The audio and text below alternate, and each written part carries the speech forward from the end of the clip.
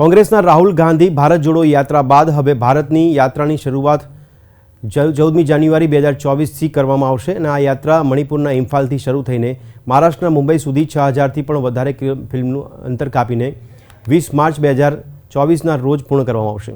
આ ન્યાય યાત્રામાં મણિપુર, આસામ, પશ્ચિમ બંગાળ, ઉત્તર પ્રદેશ, મધ્યપ્રદેશ, નાગાલેન્ડ, મેઘાલય, બિહાર, ઓરિસ્સા, રાજસ્થાન, ગુજરાત જેવા રાજ્યોમાંથી પસાર થશે। જે રાજ્ય જિલ્લામાંથી પસાર થશે તે જિલ્લાના ખેડૂતો તેમજ સ્થાનિક લોકોની સમસ્યા જાણશે।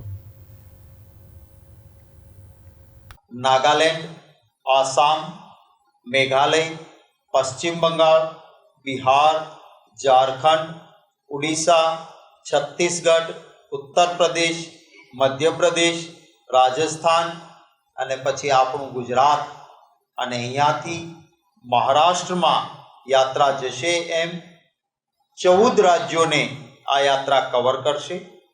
20 માર્ચ સુધી આ યાત્રા ચાલશે।